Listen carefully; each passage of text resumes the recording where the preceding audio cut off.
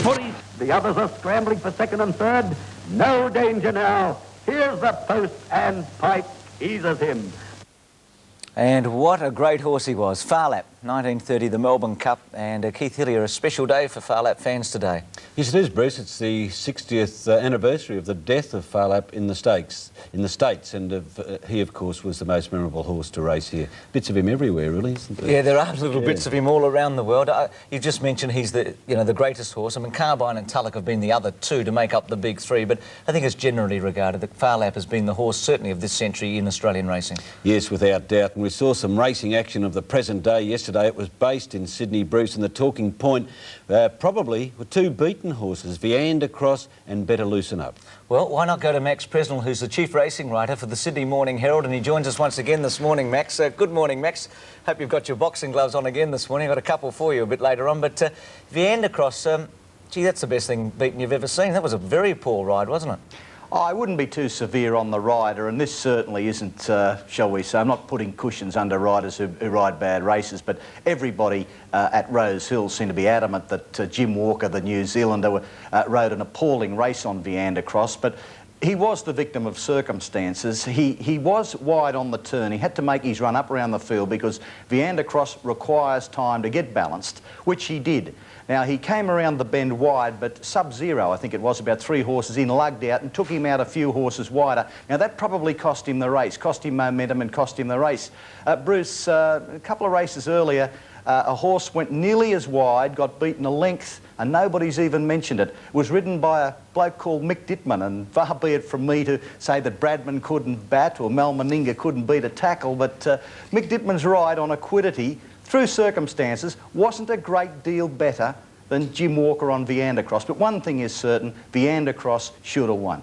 Well, that's for sure. We thought Naturalism looked a shade unlucky in the previous time they clashed in the Canterbury Guineas. Now the Rosehill Guineas has gone to Naturalism. You're feeling, Keith, from an AJC Derby point of view? Well, he's racing well. He has been improved by the application of pacifiers, Bruce, but I think that at Randwick that Viander Cross would have his measure. But I think that Star of the Realm might be the third one in the corner, and he might come out and surprise them all. Viander Cross is very exciting, but I've always thought that Star of the Realm just had the wood on Naturalism, and he proved that in the VRC Derby. Max, will Star of the Realm run next week at Rose Hill, and do you think he's got any hope in the Derby? That is the plan. I think Star of the Realm will show his Derby worth in the Tulloch Stakes. He's got to win it and win it well to have a chance against Viander Cross. He's certainly a horse you cannot take lightly, but I've got Viander Cross #1 in the AJC Derby at this stage. OK, and why not? Because his run yesterday was outstanding, but congratulations to Naturalism in his first Group 1 success. Let's go to the Rosehill Guineas.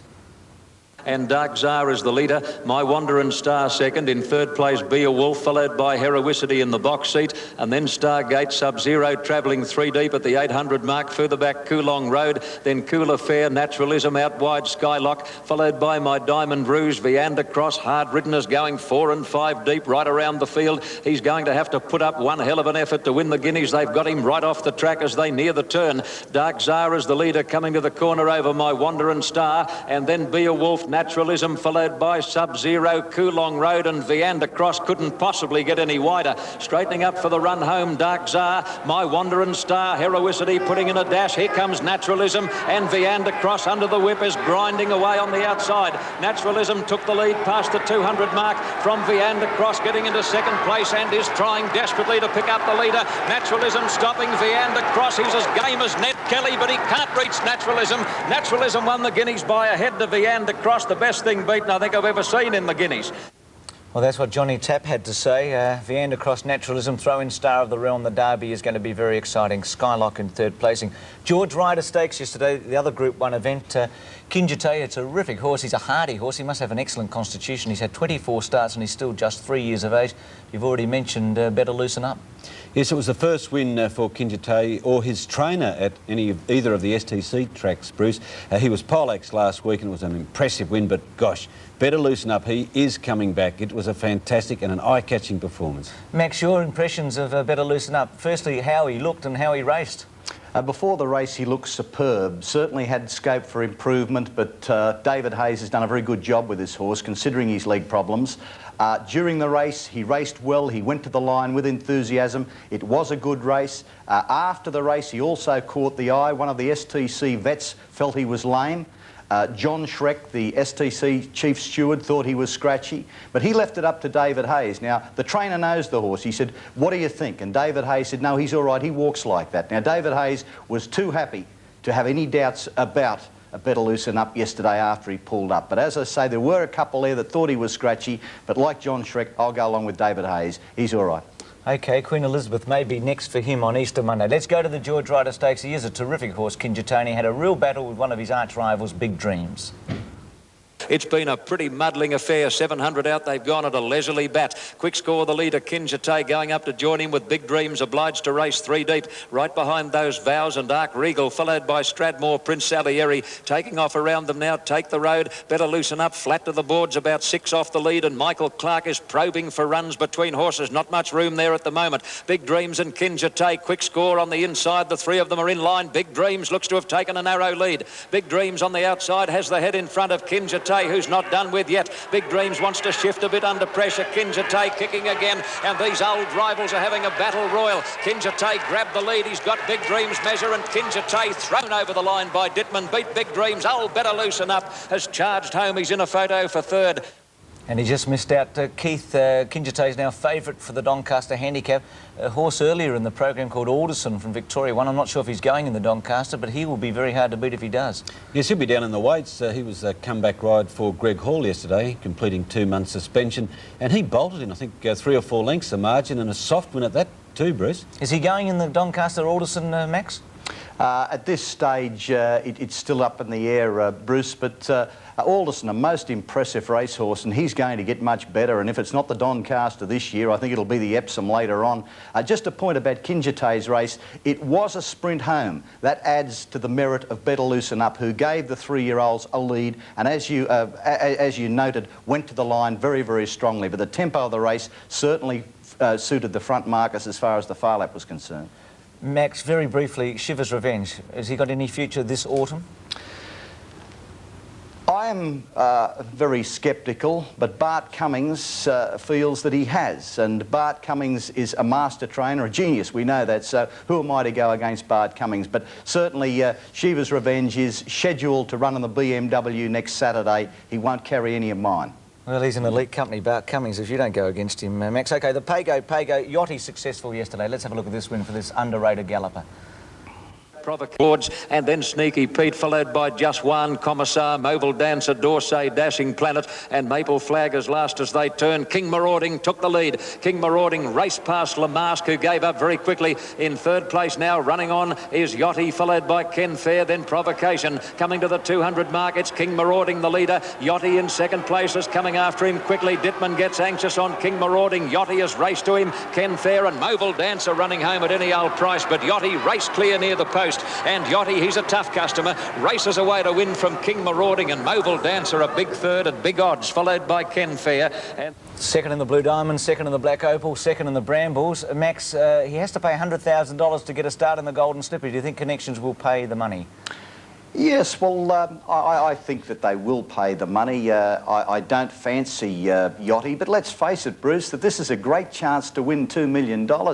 When will Yachty again ever get such a chance? And he's a fit racehorse. He's got a few things against him. No horse has ever raced so often in the lead up to the Golden Slipper and won. But then again, as you pointed out last week, Black Opal winners like Clan O'Sullivan have never won the Slipper. So it looks like it's going to be a year for a horse to do what's never been done before. But personally, I don't think Yachty had the figures yesterday to trouble Clan O'Sullivan.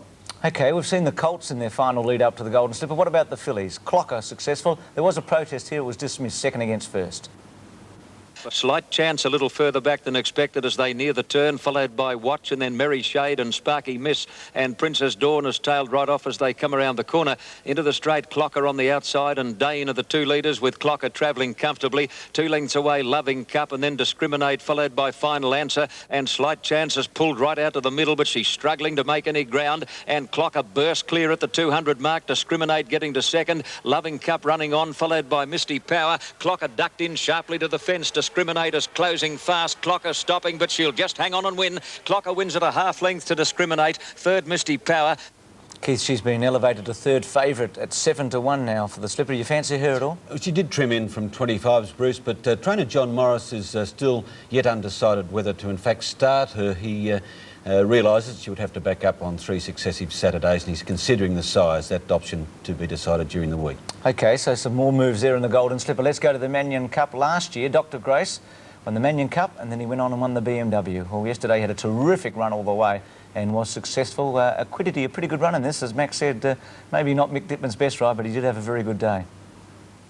It's Malco, the leader. Big Colony is tackling it strongly now with Ali Boy moving up out deeper. Persian Palace is going right around the field. Going with it is Al Maniva. Heads a turn for home now, and Malco just led. Dr. Grace is getting through in the centre. He's the first to challenge for the lead. On the outside is Ali Boy, followed by Cross Swords, and Quiddity coming right down the middle of the track with a long sustained run. Dr. Grace hit the front.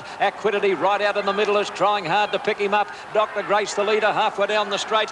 Quiddity might be dying on his run. Dr. Grace is holding him safely. He's a bulldog, Quiddity, but he can't pick up Dr. Grace, who looked to win with a little bit in reserve. Dr. Grace beat Quiddity. In third place, Brashi.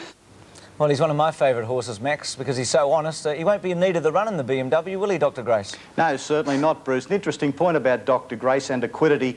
Quiddity has won something like $325,000 in prize money, carried 58, the same weight as Dr. Grace, who has won no less than $2.6 million before yesterday. So you wonder how they both carried the same weight yesterday. Couldn't agree more. It seemed very surprising when we looked at the weights on Friday. Here's the market for the Golden Slipper. Clan O'Sullivan is 5-4 favourite. Burst at 5-1. Of course, Riva Diva not running. Clocker, some doubt about her at 7-1.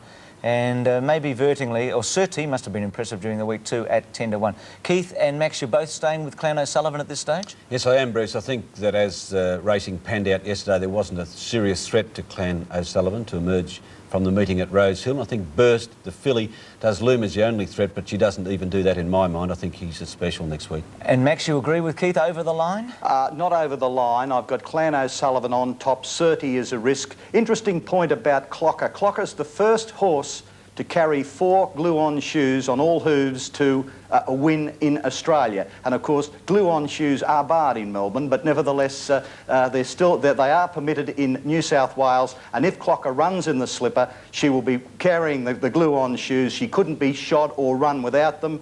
And this is another point. Should she lose one on the way to the barrier, though, she'll be scratched. That's one of the drawbacks with glue-on shoes. But another first for Sydney racing. Well, I'm glad she had them, Max, because there were very few Sydney horses successful yesterday at Rosehill, and she probably needed them. Well, I'll bet you Tats ticket both of you. Burst will beat Clan O'Sullivan next week, and it's lovely to see that fair weather horse will probably get a run next week superimposed. Max, we're going to leave you. Good luck. I'll read your articles in the Sydney Morning Herald during the week, and I'll listen to you on radio. I'll keep Maxie in line next week because I'm going up 4-7 for the slipper, so watch out, Max. OK, Max, you've got something there. We take a break.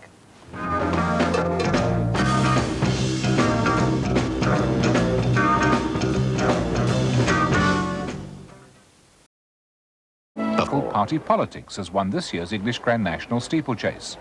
The giant gelding at 14-1 and the biggest horse in the 40-strong field hit the front 4 fences from home and never looked back. For Worth jockey Carl Llewellyn, it was third time lucky, never having completed the course before. And Party Politics is going to win the 1992 Grand National. Second is Romany King. Third is Laura's Bow. Fourth is Docklands Express. The win was an unexpected bonus for his owner, who was given the horse as a present by her husband on Thursday night. And further south, Oxford have beaten Cambridge for the 6th successive time in the annual university boat race. Cambridge, winners only once since 1975, took the early lead, but Oxford rode around them to draw level. Then in one of the closest tussles for years, the lead changed 3 times before the Dark Blues edged home by 1.5 lengths in the 8th fastest time on record.